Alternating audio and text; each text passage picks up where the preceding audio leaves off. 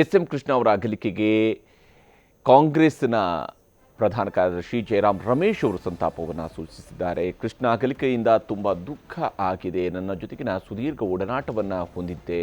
ಬಹಳಷ್ಟು ನೆನಪುಗಳಿದ್ದಾವೆ. ವಿದೇಶಾಂಗ ಸಚಿವರಾಗಿದ್ದಾಗ ಅತ್ಯುತ್ತಮ ಸೇವೆಯನ್ನು ಮಾಡಿದ್ದಾರೆ ಎಸ್.ಎಂ. ಕೃಷ್ಣ ಅನ್ನುವಂಥದ್ದನ್ನು ಕೂಡ ಸ್ಮರಿಸಿದ್ದಾರೆ. ಅಷ್ಟೇ ಅಲ್ಲದೆ ಕೃಷ್ಣ ಅವರಿಗೆ ಟೆನ್ನಿಸ್ ಮತ್ತು ಕ್ರಿಕೆಟ್ನಲ್ಲಿ ವಿಶೇಷವಾದಂತಹ ಆಸಕ್ತಿ ಇತ್ತು. CM ಆಗಿದ್ದಾಗ ಅವರು ಉತ್ತಮ ಬಜೆಟನ್ನು ಮಂಡಿಸಿದರು. ಅದರಲ್ಲೂ ಕೂಡ 2000ನೇ ಇಸವಿಯಲ್ಲಿ ಅವರು ಮಂಡಿಸಿದ್ದಂತಹ ಬಜೆಟ್, ಕರ್ನಾಟಕದ ಬಜೆಟ್ ಅನೇಕ ಆಯಾಮಗಳಲ್ಲಿ ಮಹತ್ವಾಕಾಂಕ್ಷೆಯನ್ನು ಹೊಂದಿತ್ತು. IT, ಬಯೋಟೆಕ್ ಸೇರಿದಂತೆ ಉದ್ಯಮ ವಲಯದ ಅಭಿವೃದ್ಧಿಗೆ ದೊಡ್ಡ ಕೊಡುಗೆಯನ್ನು ಕೊಟ್ಟಂಥವರು ಅಂತೇಳಿ ಎಸ್.ಎಂ. ಕೃಷ್ಣ CM ಆಗಿದ್ದಾಗ ಉತ್ತಮವಾದಂತಹ ಸೇವೆಯನ್ನು ಸಲ್ಲಿಸಿದ್ದಾರೆ ಕರ್ನಾಟಕಕ್ಕೆ ಮತ್ತು ದೇಶಕ್ಕೆ ಅನ್ನೋದನ್ನು ಎಕ್ಸ್ ಮೂಲಕ ಜಯರಾಮ್ ರಮೇಶ್ ಅವರು ಪೋಸ್ಟ್ ಮಾಡಿದ್ದಾರೆ. ಕಾಂಗ್ರೆಸ್ನ ಹಿರಿಯ ನಾಯಕ ಜಯರಾಮ್ ರಮೇಶ್ ಅವರು ಸಂತಾಪ ಸೂಚಿಸಿದ್ದಾರೆ. ಈಗ ಚಲುವರಾಯಸ್ವಾಮಿಯವರು ಮಾತನಾಡ್ತಾ ಇದ್ದಾರೆ. ಮತ್ತೆ ಯಾರನ್ನೂ ನಾವು ಆ ಥರ ನೋಡ್ಲಿಕ್ಕೆ ಸಾಧ್ಯ ಆಗಲ್ಲ. ಬೆಂಗಳೂರಿನ ಒಂದು ಕಲರ್ ಬದಲಾವಣೆ ಮಾಡೋದು, ಬೆಂಗಳೂರಿಗೆ ಒಂದು ಹೆಸರು ತಂದದ್ದು, ಅಂತಾರಾಷ್ಟ್ರೀಯ ಮಟ್ಟಕ್ಕೆ ಬೆಂಗಳೂರನ್ನ ನೋಡೋ ಅಂಥ ಒಂದು ತೀರ್ಮಾನವನ್ನು ಮಾಡಿದ್ದು. ಅವತ್ತು ಅವ್ರಿಗಿದ್ದಂಥ ಅವಕಾಶ 26,000 ಕೋಟಿ ಬಜೆಟ್ ಅಷ್ಟೇ ಅವ್ರ ಕೊನೆಯ ಬಜೆಟ್ನಲ್ಲಿ. ಇವತ್ತು 3,71,000 ಕೋಟಿ ಬಜೆಟನ್ನು ಮಾಡ್ತಾಯಿದ್ರು. ವಿಕಾಸಸೌಧ ಕಟ್ಟಿದ್ರು, ನಮ್ಮ ಉದ್ಯೋಗ ಸೌಧ ಕಟ್ಟಿದ್ರು. ಸೊ ಕೆಂಪೇಗೌಡ, ಭಾಳ ಜನ ನಾವು ಮಾತನಾಡ್ತೀವಿ ನಮ್ಮ ಸಾಧನೆಗಳು ಅಂತ ದೊಡ್ಡದಾಗಿ. ಕೆಂಪೇಗೌಡ ಇಂಟರ್ನ್ಯಾಷನಲ್ ಮತ್ತು ಕೆಂಪೇಗೌಡರ ಬೆಂಗಳೂರು ಕಟ್ಟಿದ್ರು. ಅವರ ಹೆಸರನ್ನ 50-60 ವರ್ಷ ಯಾವುದೂ ಪ್ರಮುಖ ಇದರಲ್ಲಿ ಇಡ್ಲಿಕ್ಕೆ ಆಗಿರಲಿಲ್ಲ. ಅವ್ರು ಕೇಂದ್ರದಲ್ಲಿ ಮಂತ್ರಿ ಆದಾಗ, ನಮ್ಮ ಮನಮೋಹನ್ ಸಿಂಗ್ ಅವರ ಪ್ರಧಾನಮಂತ್ರಿ ಆದಾಗ ಕೆಂಪೇಗೌಡ ಇಂಟರ್ನ್ಯಾಷನಲ್ ಏರ್ಪೋರ್ಟ್ ಘೋಷಣೆ ಮಾಡಿಸಿದ್ರು ಸಹ ಆ ಕೀರ್ತಿ ಅವ್ರಿಗೆ ಸೇರಬೇಕಾಗಿದ್ದು. ಸೊ ಕಾವೇರಿ ನಿಗಮ ಮಾಡಿದ್ರು. ನಮ್ಮ ಭಾಗದಲ್ಲಿ ನೀರಾವರಿ ಯೋಜನೆಗಳು ಹೆಚ್ಚು ಅನುಕೂಲ ಆಗಬೇಕು ಅಂತ ಕಾವೇರಿ ನಿಗಮ ಪ್ರಾರಂಭ ಮಾಡಿದವರೇನೆ. ಒಂದು ಕಡೆಯಲ್ಲಿ ಚಲುವರಾಯಸ್ವಾಮಿಯವರು ಸಂತಾಪವನ್ನು ಸೂಚಿಸ್ತಾ ಇದ್ದಾರೆ. ಅವರ ವ್ಯಕ್ತಿತ್ವವನ್ನು, ಅವರ ಆಡಳಿತವನ್ನು ನೆನಪು ಮಾಡ್ತಾ ಇದ್ದಾರೆ. ಈಗ ನಮ್ಮ ಜೊತೆಗೆ ಮಾಜಿ ಸಂಸದರಾಗಿರುವಂತಹ ಪ್ರತಾಪ್ ಸಿಂಹ ಅವರು ಸಂಪರ್ಕದಲ್ಲಿದ್ದಾರೆ. ಪ್ರತಾಪ್ ಸಿಂಹ ಅವರೇ, ಎಸ್.ಎಂ. ಕೃಷ್ಣ ಅವ್ರನ್ನ ಬಗ್ಗೆ ಅವ್ರನ್ನ ಯಾವ ರೀತಿಯಲ್ಲಿ ನೆನಪು ಮಾಡ್ಕೊಳ್ತೀರಿ? ಪತ್ರಕರ್ತರಾಗಿಯೂ ಕೂಡ ಅವ್ರನ್ನ ನೋಡಿದ್ದೀರಿ, ಹಾಗೆಯೇ ಸಂಸದರಾಗಿ ರಾಜಕಾರಣಿಯಾಗಿಯೂ ಕೂಡ ಅವರ ಹತ್ತಿರದ ಸಂಪರ್ಕ ತಮಗೆ ಇತ್ತು. ಯಾವ ರೀತಿಯಾಗಿ ನೆನಪು ಮಾಡ್ಕೊಳ್ತೀರಿ? ಎಸ್.ಎಂ. ಕೃಷ್ಣ ಸಾಹೇಬರು ಕರ್ನಾಟಕ ಕಂಡಂತ ಕೆಲವು ಬಹುಶಃ ನನ್ನ ದೃಷ್ಟಿಕೋನದಲ್ಲಿ, ನನ್ನ ಸೀಮಿತ ರಾಜಕೀಯ ಅನುಭವ, ಸೀಮಿತವಾಗಿ ನಾನು ಪತ್ರಕರ್ತನಾಗಿ ನನ್ನ ಅಂದ್ರೆ ಈ ಒಂದ್ 3-4 ಜನ ಲೆಜೆಂಡರಿ ಚೀಫ್ ಮಿನಿಸ್ಟರ್ಗಳಲ್ಲಿ ಅವರೊಬ್ರು. ಅದರಲ್ಲೂ ಕೂಡ ಇವತ್ತು ಕರ್ನಾಟಕ ಈ IT, BT ಕ್ಷೇತ್ರದಲ್ಲಿ ಇಷ್ಟೆಲ್ಲ ಬದಲಾವಣೆ ಮತ್ತು ಇಷ್ಟೆಲ್ಲ ಆಪರ್ಚುನಿಟೀಸ್ ಇಲ್ಲಿ ಕ್ರಿಯೇಟ್ ಆಗಿದ್ರೆ, ಬೆಂಗಳೂರು ಕರ್ನಾಟಕದ ಪಾಲಿಗೆ ಕಾಮಧೇನುವಾಗಿ ಹೊರಹೊಮ್ಮಿದ್ರೆ ಹೌದು, ಅದು 56-57% ರೆವಿನ್ಯೂ ಇವತ್ತು ಬೆಂಗಳೂರಿಂದ ಬರ್ತಾ ಇದ್ರೆ ಅದರಲ್ಲಿ ಎಸ್.ಎಂ. ಕೃಷ್ಣ ಅವರ ದೊಡ್ಡ ಕೊಡುಗೆ ಇದೆ. ಅದರಲ್ಲಿ ಹೌದು, ಅವರು ಇವತ್ತು ಬೆಂಗಳೂರಿನಲ್ಲಿ 6,590ಕ್ಕಿಂತ ಹೆಚ್ಚು BT ಕಂಪನಿಗಳಿದೆ. ಇದರಲ್ಲಿ ಮೆಜಾರಿಟಿ ಆಫ್ ದಿ ಕಂಪನೀಸ್ ಬಂದಿದ್ದು ಎಸ್.ಎಂ. ಕೃಷ್ಣ ಅವರ ಸಾಹೇಬರು ತಂದಂತ ಟ್ಯಾಕ್ಸ್ ಹಾಲಿಡೇ ಇರ್ಬೋದು, ಅವ್ರು ಮಾಡಿದಂತ ಅಭಿವೃದ್ಧಿ ಕಾರ್ಯಗಳು, ಅವ್ರಿಗೂ ಐಟಿಗೆ ಕೊಟ್ಟಂತ ಒತ್ತಿನ ನಂತರ ಬಂದಿದ್ದು. ಹೌದು. ಹಾಗೆ ನಮ್ಮಲ್ಲಿ ಇವತ್ತು ಚೀಫ್ ಮಿನಿಸ್ಟರ್ಗಳು ನೋಡಿದ್ರೆ, ನಾನು ಯಾರನ್ನೋ ವೈಯಕ್ತಿಕವಾಗಿ ಟೀಕೆ ಮಾಡ್ತಾ ಇದ್ದೀನಿ ಅಂತಲ್ಲ, ನಮ್ಮ ಕರ್ನಾಟಕದ ಹೆಚ್ಚಿನ ಚೀಫ್ ಮಿನಿಸ್ಟರ್ಗಳು ಒಂಥರ ಈ ಅಗ್ರೇರಿಯನ್ ಚೀಫ್ ಮಿನಿಸ್ಟರ್ಸ್, ಅಂದ್ರೆ ಈ ಕೃಷಿಗೆ ಹೆಚ್ಚು ಪ್ರಾಧಾನ್ಯತೆಯನ್ನ ಕೊಡೋದು ತಪ್ಪು ಅಂತಲ್ಲ. ಆದ್ರೆ ಕೃಷಿ ಅಂದ್ರೆ ಏನು? ಸಾಲ ಮನ್ನಾ ಮಾಡ್ತೀನಿ, ಬಡ್ಡಿ ಮನ್ನಾ ಮಾಡ್ತೀನಿ, ನಾನು ಉಚಿತವಾಗಿ ಕೊಡ್ತೀನಿ. ಆಯ್ತು, ಇವತ್ತು ಒಬ್ಬ ಕೂಲಿ ಕಾರ್ಮಿಕ ಇರ್ಬೋದು, ಒಬ್ಬ ಸಾಮಾನ್ಯ ರೈತ ಇರ್ಬೋದು, ಅವನ್ ಮಗ ನಾಳೆ ಬೆಳಗ್ಗೆ ಮಗನೋ ಮಗಳು ಡಿಗ್ರಿ ತಗೊಂಡು, ಮಾಸ್ಟರ್ ಡಿಗ್ರಿ ತಗೊಂಡು, ಇಂಜಿನಿಯರಿಂಗ್ ಪದವಿ ಪಡ್ಕೊಂಡು ಜಾಬ್ ಮಾರ್ಕೆಟಿಗೆ ಬಂದಾಗ ಆ ಮಕ್ಕಳಿಗೆ ಕೆಲಸ ಇಲ್ಲ ಅಂತಂದ್ರೆ ಪರಿಸ್ಥಿತಿ ಏನಾಗ್ಬೋದು? ಇದ್ರ ಬಗ್ಗೆ ಒಂದು ವಿಷನ್ ಇಟ್ಕೊಂಡು ಎಸ್.ಎಂ. ಕೃಷ್ಣ ಸಾಹೇಬ್ರ ಕೆಲಸ ಮಾಡಿದ್ರು. ಹಾಗಾಗಿ ಅವರು ಆ ಸಂದರ್ಭದಲ್ಲಿ ಸತತವಾಗಿ 3 ವರ್ಷಗಳ ಕಾಲ ಅವರು ಮುಖ್ಯಮಂತ್ರಿ ಇದ್ದಾಗ ಬರ ಇತ್ತು. ನಾನಂತೂ 300ಕ್ಕಿಂತ ಹೆಚ್ಚು ಜನ ರೈತರ ಆತ್ಮಹತ್ಯೆ ಮಾಡ್ಕೊಂಡಿದ್ರು.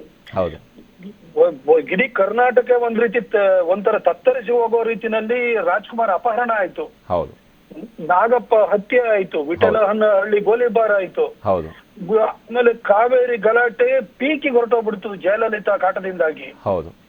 ಈ ಸಂದರ್ಭದಲ್ಲಿ ಈ ರೀತಿಯ ಸಂಕಷ್ಟಗಳನ್ನ ನಿಭಾಯಿಸುವಂಥದ್ದು ಅಡ್ಮಿನಿಸ್ಟ್ರೇಷನ್ ಕೊಡೋದ್ರ ಜೊತೆಗೆ ಕರ್ನಾಟಕ ಒಂದು ಮುಂದಿನ 5 ವರ್ಷದಲ್ಲಿ 10 ವರ್ಷದಲ್ಲಿ ಹೇಗಿರ್ಬೇಕು ಅನ್ನೋ ಒಂದು ವಿಷನ್ ಇಟ್ಕೊಂಡು ಕೆಲಸನ ಮಾಡಿದ್ರು ಎಸ್ ಎಂ ಕೃಷ್ಣವರು. ಬಹುಶಃ ಅವರಷ್ಟು ಕಷ್ಟನ ಅನುಭವಿಸಿದಂತ ಇನ್ನೊಬ್ಬ ಚೀಫ್ ಮಿನಿಸ್ಟರ್ ಯಾರು ಇಲ್ಲ. ಅವರು ಪ್ರತಾಪ್ ಸಿಂಗ್ ಅವರೇ, ಜಸ್ಟ್ ನಿಮ್ಮ ಧ್ವನಿ ಸ್ಪಷ್ಟವಾಗಿ ಕೇಳ್ತಾ ಇಲ್ಲ. ಜಸ್ಟ್ ನಾನು ಮತ್ತೆ ನಿಮ್ಮ ಸಂಪರ್ಕಿಸ್ತೀನಿ. ಪ್ರತಾಪ್ ಸಿಂಗ್ ಅವರೇ, ಜಸ್ಟ್ ತಮ್ಮ ಧ್ವನಿ ಸ್ಪಷ್ಟವಾಗಿ ನಾನು ಕೇಳ್ತಾ ಇಲ್ಲ, ಮತ್ತೆ ಸಂಪರ್ಕಿಸ್ತೀನಿ. ಡಿ ಕೆ ಶಿವಕುಮಾರ್ ಅವರಿಗೆ ಮಾತನಾಡ್ತಾ ಇದ್ದಾರೆ. ಎಲ್ಲ ಸಾರ್ವಜನಿಕರು ಕೂಡ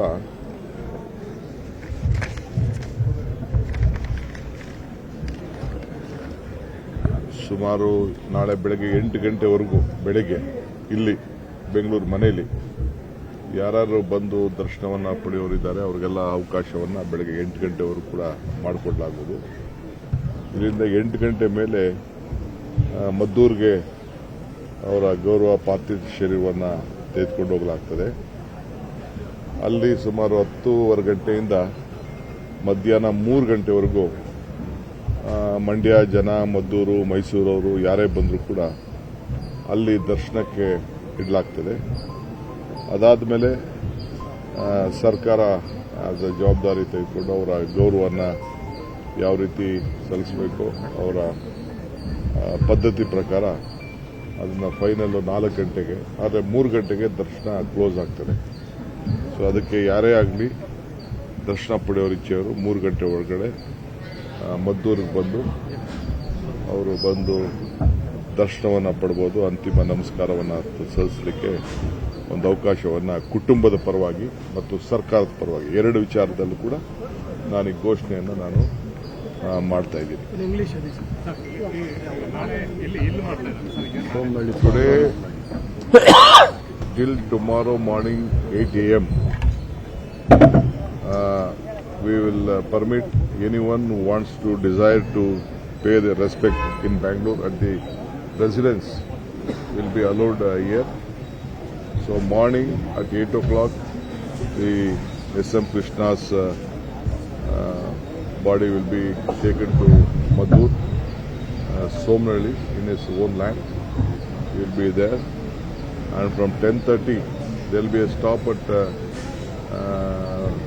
Ramnagara, Chenapatna, and then at Madhur on the way. Then at till 10:30 we will reach to Madhur, that is Somnalli. From there we'll till 3 o'clock all of them will be allowed to have their darshan, and the family rituals will be conducted for 1 hour. Then 4 o'clock, the state honor will be conducted, and its last rites will be done. So behind relationship with the family, you spent a lot of time with him. He was a guide to many of you. So what do you want to say? How you remember him? See, I don't want to discuss all those issues right now. He's a great visionary. I don't want, if I try to go on telling about our relationship and his contribution to the state, it takes hours together. One thing, Kengal Hanumantayya built Vidhan Soudha, S.M. Krishna built Vikan Soudha and Udyoga Soudha. If at all you see a Bangalore International Airport, if you see a metro rail, Namma Metro, it is his contribution.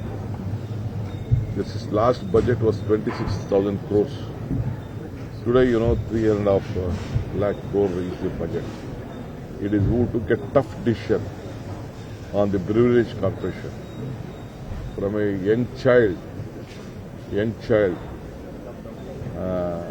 giving food to a young child, midday meal program, this Sri Shakti program, and this Bhumi is connected to every common farmer should get the RTC card, and a farmer and a small village man should get a good health insurance called Yashaswini. All this is his contribution. And bringing Bangalore on the international global map. You remember Vajpayee telling at the laying day of the foundation that the world leaders started coming to Bangalore, and Bangalore was being seen as the world's important destination in India. So that is what he has contributed, and he has given a big governance is a ಹೊಸರ ಸ್ಮಾರಕ. model of governance, well spoken, highly educated, and I think Karnataka is proud to receive. Forget that he is my relative, he is my political mentor. That is a different issue, but his contribution cannot be forgotten. He has left a big legacy to all of us. Lot of things to learn from him. And I think I am proud to tell that we have learned a lot of things from him, and we are following his The steps. slogan Brand Bangalore started from him, sir. Do you think that will I will discuss all those things later issue. There are a lot of things. Sir ನೀವು ಕೊನೆಯ ಬಾರಿಗೆ meet ಆಗಿದ್ದು ಯಾವುದು ನೋಡಪ್ಪ, ನಾನು ಈ ಕುಟುಂಬದವನು, ನಂದು ಯಾವ್ದು ಭೇಟಿ, I am part of the family. ಈಗ ಅದೆಲ್ಲರಿಗೂ ಗೊತ್ತಿದೆ. ನಾನು ಹೆಂಗೆ ಹೇಳಲಿ, ನಾನು ನಿಮ್ಮವರ ಸಂಬಂಧ ತಂದೆ ಮಗನ ಸಂಬಂಧ ಎಲ್ಲರಿಗೂ ಗೊತ್ತಿರುವಂಥ ವಿಚಾರ. ನಾನು ಅದ್ರ ಬಗ್ಗೆ ಹೆಚ್ಚಿಗೆ ಹೇಳೋಂಥದ್ದು ಇಲ್ಲೇನು ಈಗ ಬೇಡ. ಮಾತು ಬೇರೆ ದಿನದಲ್ಲಿ ನಾನು ಅದೆಲ್ಲ ಮಾತಾಡ್ತೀನಿ. ನಾನು ಅವರ ಕಾಣಿಕೆ ಏನು ಅನ್ನೋದನ್ನ ರಾಜ್ಯಕ್ಕೆ ಗೊತ್ತಿದೆ. ನಮ್ಗೆ ಯಾವ ರೀತಿ ಮಾರ್ಗದರ್ಶನ ಕೊಟ್ಟಿದೆ ಅಂತ ನಮ್ಮ ಬದುಕಿನ ಬದಲಾವಣೆನೇ ನಿಮಗೆಲ್ಲ ಕಾಣ್ತಾ ಇದೆ. ಇಷ್ಟು ಮುಖ್ಯಮಂತ್ರಿಗಳಾಗಿದ್ದಾಗ ಮಾಡಿದಂಥ ಒಂದು ಸಾಧನೆ ನಾನು ಏನು ಹೇಳಲಿ, ಸಾಧನೆ ಎಲ್ಲ ನಿಮ್ಮ ಕಣ್ಣಲ್ಲೇ ಇದೆ. ವಿಕಾಸಸೌಧ ಅಂದರೆ ರಾಜ್ಯಕ್ಕೆ ವಿಕಾಸ ಆಗಲಿ ಅಂತೇಳಿ ವಿಕಾಸಸೌಧ ಕಟ್ಟಿದ್ರು. ಉದ್ಯೋಗ ಸೌಧ ಅಂತಂದ್ರೆ ಎಲ್ಲರಿಗೂ ಉದ್ಯೋಗ ಸಿಗಲಿ ಅಂತ ಉದ್ಯೋಗ ಸೌಧವನ್ನು ಅವರು ಕೊಟ್ಟರು. ಪುಟಾಣಿ ಮಕ್ಕಳಿಂದ ಹಿಡಿದು ಬಿಸಿ ಊಟ ಕಾರ್ಯಕ್ರಮದಿಂದ ಹಿಡಿದು ರಾಜ್ಯಕ್ಕೆ ಒಂದು ದೊಡ್ಡ ಆರ್ಥಿಕವಾದಂಥ ಶಕ್ತಿಯನ್ನು ನೀಡಿದವರು. ಇವತ್ತು ಬ್ರಿವೇಜ್ ಕಾರ್ಪೊರೇಷನ್ ಪ್ರಾರಂಭ ಮಾಡಿ ರಾಜ್ಯಕ್ಕೆ ಹೆಚ್ಚು ಹಣ ಶೇಖರಣೆ ಮಾಡಬೇಕಾಗಿತ್ತು ಅಂದರೆ ಅವರು ಕಾವೇರಿಗೋಸ್ಕರನೇ ಅಧಿಕಾರನ ತ್ಯಾಗ ಮಾಡೋಂಥ ಒಂದು ಪರಿಸ್ಥಿತಿ ಬಂದಿತ್ತು. ಮಧ್ಯರಾತ್ರಿ ರಾಜ್ಕುಮಾರ್ ಅಪಹರಣ ಆದಾಗ ಫಸ್ಟ್ ನನಗೆ ಫೋನ್ ಮಾಡಿದ್ರು, ನೀ ಎಲ್ಲಿದೆಯಾ ಅಂತ. 10:30 ಗಂಟೆ ಮಲಗಿದ್ದೆ ನಾನು. ನನ್ನ ಹೆಂಡತಿ ಬಂದೆ, ಕೃಷ್ಣ ಸಾಹೇಬರು ಫೋನ್ ಮಾಡ್ತಾವ್ರೆ ಅಂತ ಎಬ್ಬರಿಸು. ತಕ್ಷಣ ಓಡ್ ಬಂದೆ. ಸೊ ಯಾವ ರೀತಿ ಅಷ್ಟು ನೋವು ಪಟ್ಟರು, ಏನು ಮಾಡಿದ್ರು ಅಂತ ನನಗೆ ಗೊತ್ತಿದೆ. ಅದು ಅವ್ರನ್ನ ಈಚೆಗೆ ತೆಗೆದುಕೊಂಡು ಬರಬೇಕಾದ್ರೆ ಏನೆಲ್ಲ ನಾವು ಮಾಡಿದ್ದೀವಿ ಅನ್ನೋದು ನಮಗೆ ಗೊತ್ತಿದೆ. ಅಷ್ಟು ಒಂದು ಆ ರಾಜಕಾರಣದಲ್ಲಿ ಗವರ್ನೆನ್ಸ್, ಕರ್ನಾಟಕ ರಾಜ್ಯಕ್ಕೆ ಒಂದು ಗವರ್ನೆನ್ಸ್ ಅನ್ನೋ ಒಂದು ಪದಕ್ಕೆ, ಆಡಳಿತಕ್ಕೆ ಒಂದು ದೊಡ್ಡ ಶಕ್ತಿಯನ್ನು ಕೊಟ್ಟದ್ದನ್ನು ನಾವೆಲ್ಲ ಕೂಡ ಮರೀಲಿಕ್ಕೆ ಸಾಧ್ಯ ಇಲ್ಲ. ಒಂದು ಉತ್ತಮ